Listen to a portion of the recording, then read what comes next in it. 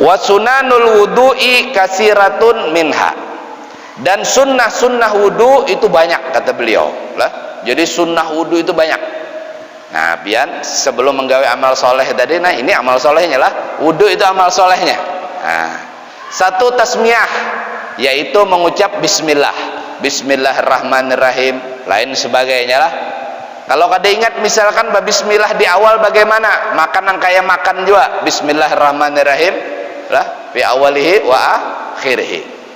Nah, nang kayak makan juga lah, kada ingat di awal, di tengah-tengah ingatnya, maka baca nang kayak itu juga.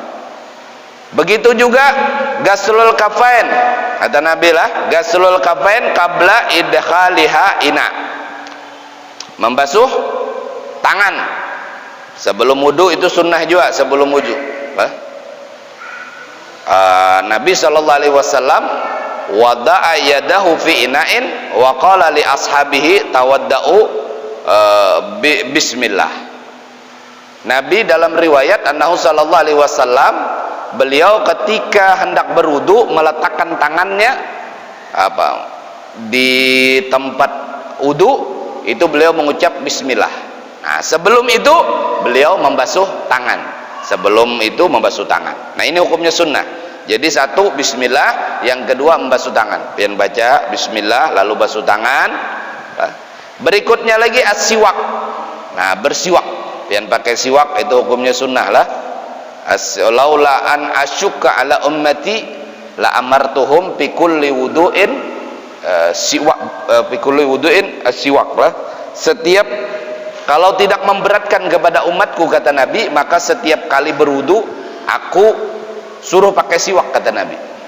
Nah, jadi wudu yang pakai siwak itu sunnah. Jadi ben pakai siwak seperti biasalah.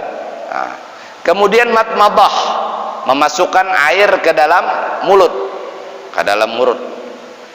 Nah, ini memasukkan air di sini, kalaunya tidak dalam keadaan berpuasa, itu sampai ke asnal hanak namanya.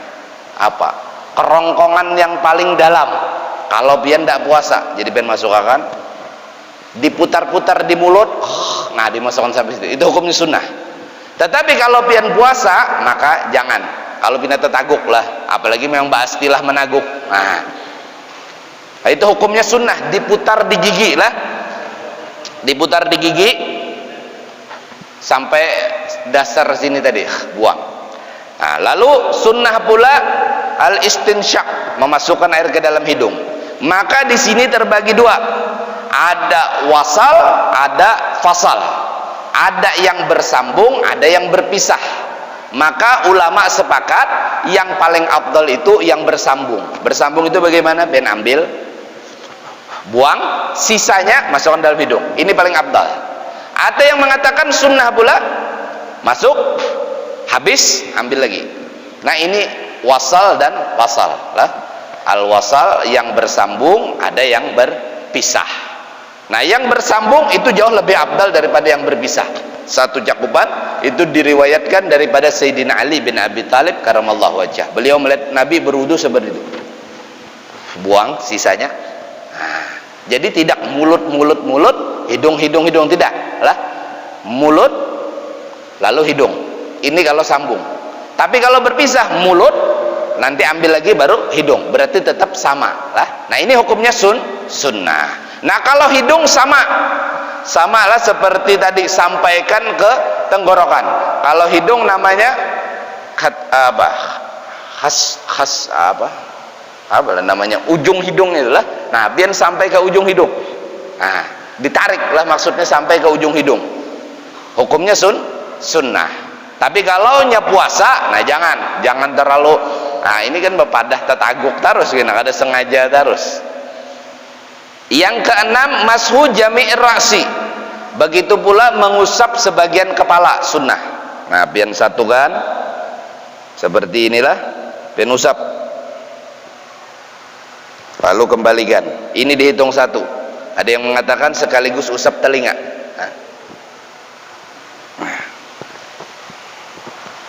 Satu, nah ini satu. Ulangi hal yang demikian 3 kali. Wa mashu udhunain zahirihima wa batinihima, mengusap telinga sekaligus. kiri kanan. Nah, ini juga sunnah. Berikutnya lagi tahlilul asabi al-yadaini warijlain, menyela-nyela tangan. Nah, ketika basuh tangan di sela-sela.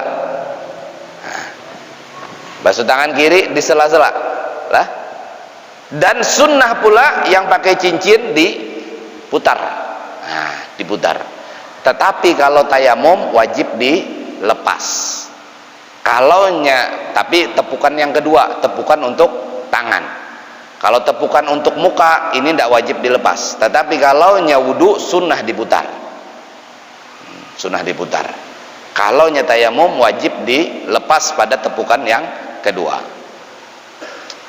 Terus menyela-nyela kaki lah, sudah kemarin lah caranya, dari bawah, dari kelingking lain sebagainya itulah. Nah, itu juga sunnah. Dan berikutnya pula sunnah takhlilul lihya al-kathibah, menyela-nyela janggut yang tebal. Menyela-nyela janggut itu yang mana? Jadi bulu-bulu di muha itu ada banyak lah. Ada hajiban. Hajiban itu 2 alis. Ini hajiban. Namanya hajiban, 2 alis. Idaran. Nah, ini apa namanya? Cantung. Cantung lah, jabrik. Jabis. Jabis di sini. Nah, ini cantung lah. Nah, terus ahdab. Ahdab itu bulu mata 4. Kiri kanan, atas bawah kiri kanan. Bulu mata, ahdab namanya. Aridan. Nah, ini cambang, arid lah. Ini di sini, di sini. Berarti sini sedikit lah. Terus bulu pipi. Ada bulu pipi di sinilah. Nah, berarti di sini. Nah, kan ada orang biasanya sampai ke sinilah bulunya. Nah, ini juga wajib dibasuh. Terus ini syarib. Bukan syarib lah. Syarib pakai ba lah, syarib. Kenapa dikatakan syarib? Syaribaya serabu itu kan minum. Pian kalau nyasa singot panjang ini minum berdahulunya lah. Minum dahulu. Kalau syarib itu mulia lah. Nah, kalau ini syarib pakai ba lah. Terus ada shibalan. Shibalan itu di sini. Nah, ini shibalan. Kan ada orang berbulu di sinilah. Nah, ini juga wajib dibasuh, shibalan. Ini shibalan. Ada kan kayak ini orang lah. Terus anfaqah. Yang tengah ini anfaqah. Yang ini nah ini ulun kawan contohkan ada ini. Ini anfaqah. Nah, ini anfaqah. Nah, terus lehyah. Yang ini lehyah. Oh, berarti macam-macam lah. Nangaran janggut itu ini anfaqah, shibalan, syarib. Apa lagi tadi? Nah, ini pokoknya bulu mata, bulu kaning. Ini semua bulu membulu, pian wajib basuh dalam wudu. Nah, kalau ini tadi tebal, janggutnya tebal, maka laki-laki cuman diusap saja, diusap. Tapi kalau perempuan berbeda, ada bebinian tapal misalkan lah, tapal di sini. Kayak apa? Maka tetap wajib dibasuh. Kalau laki-laki itu diusap saja. Kalau tebal, bagaimana tahu tebal? Ketika ngobrol berhadapan itu masih terlihat warna kulitnya. Nah, ini kan kita ini kan masih kelihatan lah warna kulit. Nah, kalau ada kelihatan waktu berhadapan tadi, maka cukup diusap saja, sunnahnya. Tapi kalau ibu-ibunya bolah, pian misalkan ada nang tabal lah, misalkan tak makan apa, salah makan misalkan, kayak apa, maka pian wajib membasuh. Kan ada bebinian yang di sininya tabal lah, apa tadi tuh, yang di bulu pipi, ini yang di dahi nih, ada bulu dahi tadi. Nah, itu wajib dibasuh semua. Tahrikul khatam, menggerakkan cincin tadi sunnah. Takdimul yumna alal yusra, mendahulukan yang kanan daripada yang kiri. Ini juga hukumnya sunnah. Wa taslisu, meniga-niga, 3 membasuh, ini 3, ini 3, ini 3, itu hukumnya sunnah. Mualah bersambung. Nah, mualah bersambung hukumnya sunnah, tapi mualah bersambung bagi orang yang senantiasa berhadas itu hukumnya wajib. Siapa senantiasa berhadas? Orang nang kada tiisbak kami ini wajib langsung. Jadi ada penyakit Babinian itu keputihan dari dalam, atau senantiasa keluar darah, tetapi bukan haid, di luar waktu haid sudah. Atau laki-laki kada tiis bekami, rancak titik tarus titik tarus titik tarus, namanya ini orang yang senantiasa berhadas. Lalu kayak apa cara wudunya? Cara wudunya satu, dia kada boleh baudu untuk sholat fardu kecuali waktu sholat fardu tadi masuk. Ini syaratnya. Misalkan hendak baudu sholat maghrib 5:30 baudu sudah, kada boleh. Orang yang berhadas seperti ini, bola dia nang misalkan seperti ini, atau bapak-bapaknya seperti ini, maka syarat yang pertama waktunya harus sampai jam 6.25 maghrib misalkan. Pian baudu jam 6.20, maka ada sah wudu pian. Kenapa? Pian orang berhadas. Yang kedua, pian bersihkan dulu. Nah, jadi sampai sudah waktu zuhur, sampai waktu maghrib sudah, pian bersihkan. Kenapa? Karena itu najis. Nah, karena itu najis. Paling banyak orang diazab di kubur karena masalah istinja, masalah najis ini. Nah, jadi kalau sudah sampai waktunya, pian bersihkan kemaluan tadi, baru setelah itu pian tutup lah, pian jarat kah supaya kada kemana-mana najisnya, lalu pian baudu. Nah, syaratnya pulang kalau udu orang ini wajib mualah, harus bersambung. Nah, kalau orang yang kada penyakit seperti ini, mualah hukumnya sunnah. Mualah itu bersambung lah, dari muha ke tangan, ini harus langsung. Kalau yang sunnah tadi muha, tangan, stop, inya lawas, baru disambung lagi. Nah, ini kada apa-apa karena sunnah. Tetapi kalau orang yang berhadas seperti tadi, itu wajib langsung. Dan setiap wudu orang berhadas tadi untuk satu sholat wajib saja. Pian baudu maghrib sampai isya kada batal, maka pian harus baudu pulang isya.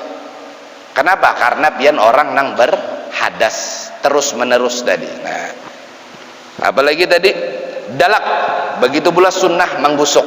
Nah, pian sunnah digosok. Dan yang terakhir ad-doa ba'dahu, doa setelahnya. Nah, pian doa. Ada sebuah riwayat lah di dalam hadis qudsi. Hadis qudsi menyebutkan orang yang berwudu lalu tidak berdoa, berarti orang tersebut angkuh, kata Allah. Nah, lalu orang bukan salah.